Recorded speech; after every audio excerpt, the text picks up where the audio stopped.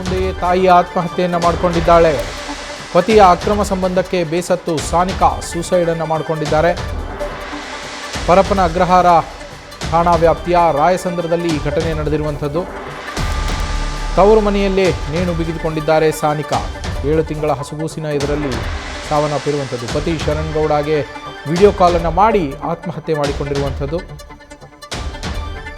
ಆಕೆಯ ಪತಿ ಸಾನಿಕಾ ಅವರ ಪತಿ ಅಕ್ರಮ ಸಂಬಂಧವನ್ನು ಹೊಂದಿದ್ರಂತೆ. ಅದರಿಂದ ಬೇಸತ್ತು ಸಾನಿಕಾ ಆತ್ಮಹತ್ಯೆಗೆ ಶರಣಾಗಿದ್ದಾರೆ.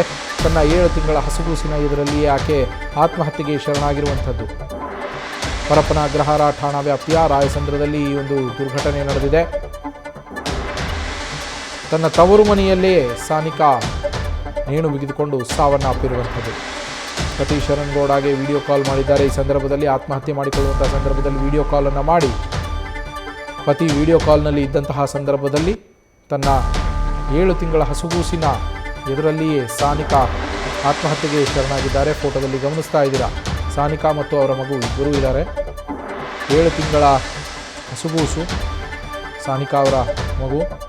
ಆ ಮಗುವಿನ ಎದುರಲ್ಲಿಯೇ ಸಾನಿಕಾ ಆತ್ಮಹತ್ಯೆಗೆ ಶರಣಾಗಿರುವಂಥದ್ದು. ಇದಕ್ಕೆ ಕಾರಣ ಪತಿಯ ಅಕ್ರಮ ಸಂಬಂಧ ಅಂತೇಳಿ ಮಾಹಿತಿ ಇದೆ. ನಮ್ಮ ಪ್ರತಿನಿಧಿ ಶಿವಕುಮಾರ್ ಫೋನ್ ಸಂಪರ್ಕದಲ್ಲಿದ್ದಾರೆ. ಶಿವಕುಮಾರ್, ತವರು ಮನೆಯಲ್ಲಿದ್ದಂತಹ ಸಾನಿಕಾ ಪತಿಯ ಅಕ್ರಮ ಸಂಬಂಧಕ್ಕೆ ಬೇಸತ್ತು ಆತ್ಮಹತ್ಯೆಗೆ ಶರಣಾಗಿದ್ದಾರೆ ಅಂತೇಳಿ ಮಾಹಿತಿ ಇದೆ.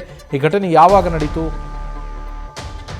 ನವೀನ್, ಇವತ್ತು ಬೆಳಗಿನ ಜಾವ 3 ಗಂಟೆ ಸುಮಾರಿಗೆ ನಡೆದಿರುವಂತಹ ಘಟನೆ ಪರಪ್ಪನ ಅಗ್ರಹಾರ ಪೊಲೀಸ್ ಠಾಣಾ ವ್ಯಾಪ್ತಿನಲ್ಲಿ ಬರುವಂತಹ ರಾಯಚಂದ್ರದ ತಮ್ಮ ತಂದೆಯ ನಿವಾಸದಲ್ಲಿ ಸಾನಿಕಾ ಗೌಡ ಅವರು ಆತ್ಮಹತ್ಯೆಗೆ ಶರಣಾಗಿರುವಂತದ್ದು. ಕಳೆದ 4 ವರ್ಷಗಳ ಹಿಂದೆ ಸಾನಿಕಾ ಗೌಡ ಅವರನ್ನ ಚಿಕ್ಕಮಗಳೂರು ಮೂಲದ ಶರಣ್ ಗೌಡ ಎಂಬಾತನ ಜೊತೆ ಮದುವೆ ಮಾಡಲಾಗಿರುತ್ತೆ. ಮದುವೆ ಆದಂತ ನಂತರದಲ್ಲಿ ಕಳೆದ 7 ತಿಂಗಳ ಹಿಂದೆ ಸಾನಿಕಾ ಗೌಡ ಅವ್ರಿಗೆ ಮಗು ಕೂಡ ಆಗಿರುತ್ತೆ. ಬಾಣಂತನಕ್ಕೆಂದು ಬೆಂಗಳೂರಿನ ತವ್ರ ಮನೆಗೆ ಬಂದಿದ್ದಂತ ಸಾನಿಕಾ ಗೌಡ ಅವ್ರಿಗೆ ಇತ್ತೀಚೆಗೆ ಪತಿ ಶರಣ್ ಗೌಡ ಏನಿದಾನೆ ಈತ ಆಕೆಯ ಮತ್ತೋರ್ವ ಪ್ರಿಯತಮ ಜೊತೆಯಲ್ಲಿ ಮಾತನಾಡಿದಂತ ಆಡಿಯೋ ಕ್ಲಿಪ್ ಅನ್ನ ಪತ್ನಿಗೆ ಕಳಿಸಿದ್ದ ಅನ್ನೋ ಆರೋಪ ಕೇಳಿಬರ್ತಿರುವಂತದ್ದು. ಪತಿಯ ಅಕ್ರಮ ಸಂಬಂಧಕ್ಕೆ ಬೇಸತ್ತು ಪತ್ನಿ ಸಾನಿಕಾ ಗೌಡ ಬಾಣಂತನಕ್ಕೆ ಬಂದಂತ ಮಹಿಳೆ ತನ್ನ ತಂದೆ ಮನೆಯಲ್ಲಿ ಪತಿಗೆ ವಿಡಿಯೋ ಕರೆಯನ್ನ ಮಾಡಿ ವಿಡಿಯೋ ಕಾಲ್ ನಲ್ಲಿ ಪತಿ ಇರುವಂತ ಸಂದರ್ಭದಲ್ಲೇ ಆಕೆ ಆತ್ಮಹತ್ಯೆಗೆ ಶರಣಾಗಿರುವಂತದ್ದು.